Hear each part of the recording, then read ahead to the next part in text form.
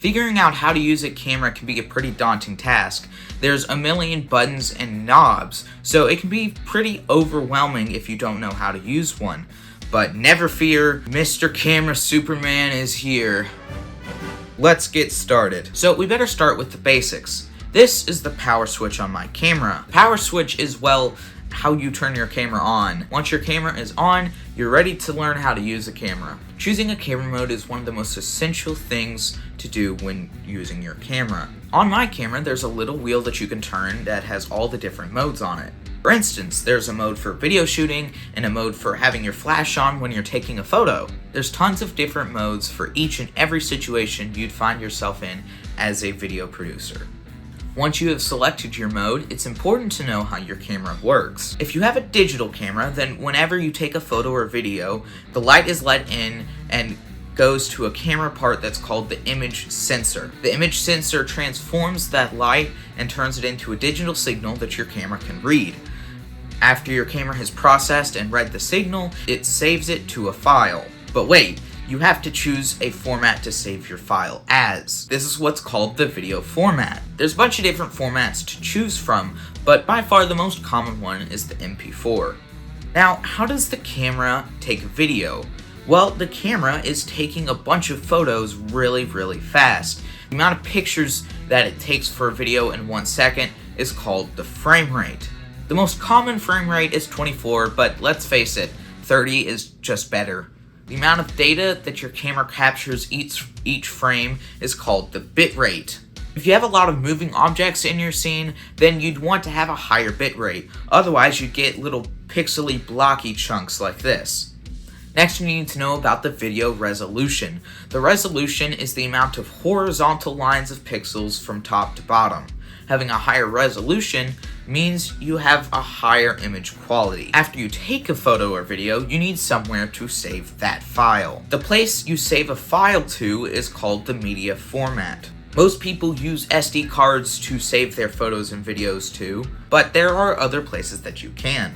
For instance, if you do live streaming, then you'd hook up a camera to your computer and save the video to the computer rather than the SD card. Now you need to know how to make a good looking video. First things first, you need to determine your white balance. Your white balance is the process by which your camera removes unrealistic color casts in order to make objects that appear white in real life look white in the video. Choosing the right white balance can be especially important if you're trying to capture something like skin tones accurately. Once you set your white balance, you need to set the right filter.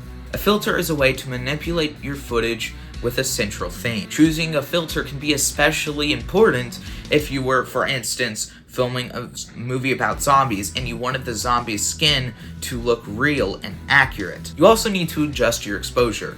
Your exposure is how much light is being let into your camera lens. The more light that's let in, the higher the brighter the photo will be. For instance, if you're indoors, there's not a ton of light, you'd want to turn your exposure up as to let in more light and make the image not super dark. However, if you're outdoors in the daytime, then you'd want to turn your exposure down because there's a lot more light out there and the image is going to be naturally a lot brighter. Next, you need to set your zoom. If you ever want to film something that's far away without having to move, then you'd want to zoom in. Zoom is the ability to modify your field of view without getting closer or further away from your talent. Zoom is actually really useful. Now, there's one really good tip for video making, and it's called the rule of thirds. The rule of thirds involves mentally dividing up your frame and adding 2 horizontal and 2 vertical lines. You generally want to position your talent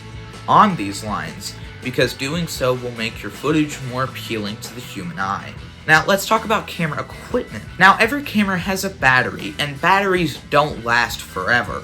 Make sure you always check the battery status and charge your batteries before every shoot. You should always have chargers for your batteries on hand. One other useful tool is a tripod. A tripod is a 3-legged device that can be used to hold cameras or other little devices. These are really useful if you don't want to hold the camera while filming.